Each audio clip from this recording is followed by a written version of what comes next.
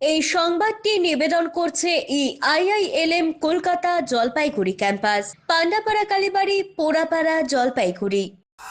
মাল বিধানসভায় বিজেপি পরিবর্তন সংকল্প যাত্রা, সভায় ভিড় 5,000-এরও বেশি। বিধানসভা ভোটের আগে রাজনৈতিক তৎপরতা তুঙ্গে। সেই প্রেক্ষিতেই সোমবার বিকেলে মাল বিধানসভার বিজেপি পরিবর্তন সংকল্প যাত্রা অনুষ্ঠিত হলো।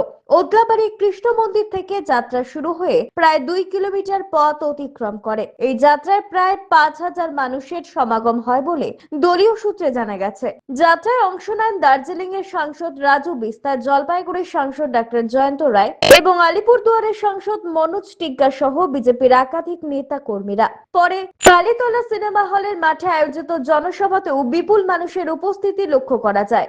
সন্ধ্যা পর্যন্ত চলে এই সভা। জনসভা থেকে তৃণমূল কংগ্রেসকে তীব্র আক্রমণ করেন বিজেপির নেতারা। তাদের বক্তব্য, তৃণমূল কংগ্রেস পশ্চিমবঙ্গের জন্য ক্যান্সারের মতো হয়ে উঠছে এবং 2026 সালের বিধানসভা নির্বাচনে তৃণমূলকে ক্ষমতা থেকে সরানো হবে। বিজেপি ক্ষমতা এলে রাজ্যের পরিবর্তন আসবে বলেও দাবি করছেন তারা। সভায় তৃণমূল সরকারের বিরুদ্ধে বালি, গরু ও চাকরি চুরির অভিযোগ তোলা হয় এবং চা বাগানগুলির বেহাল অবস্থার কথাও তুলে ধরা হয়। দার্জিলিং এর সাংসদ রাজু বিস্তা বলে, আজ পশ্চিমবঙ্গের পুলিশ আমাদের স্যালুট করেছে, তার মানে পুলিশও বুঝে গেছে তৃণমূলের সময় শেষের পথে। এসআইআর প্রক্রিয়ার 1 কোটিরও বেশি নাম বাদ যেতে পারে, তবে কোনো হিন্দুর নাম বাদ যাবে না। তিনি আরো বলেন, পরিবর্তনের মাধ্যমেই চা বাগানগুলির অবস্থার উন্নতি সম্ভব। রাজু বিস্তা জানান, প্রধানমন্ত্রী নরেন্দ্র মোদী সবসময় মানুষের পাশে রয়েছেন এবং থাকবেন। তিনি উত্তরবঙ্গের একটি এইমস হাসপাতাল গড়ে তোলার আশ্বাসও দেন, যাতে চিকিৎসার জন্য মানুষকে দিল্লি যেতে না হয়। विशेष करके नॉर्थ बंगाल को कैंसर हुआ है और उस कैंसर का कारण टीएमसी सरकार है। 2026 में नॉर्थ बंगाल को कैंसर मुक्त करेंगे, यही हम सबका संकल्प है। और यह देख रहा हूं परिवर्तन हो चुका है, क्योंकि टीएमसी का पुलिस भी नमस्ते कर रहा है आजकल।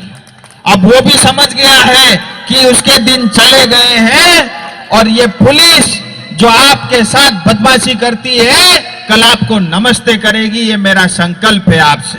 और आज बागडोगरा में नया एयरपोर्ट बन रहा है, आपके पास 2 एयरपोर्ट रहेगा और भविष्य में हासीमारा में भी सिविल एयरपोर्ट बन रहा है। एक तरफ बागडोगरा का एयरपोर्ट, एक तरफ हासीमारा का एयरपोर्ट बनेगा। बंगाल में आज 1 एम्स है, अब पश्चिम बंगाल में 2 एम्स बनेगा, नॉर्थ बंगाल के लिए भी एम्स बनेगा।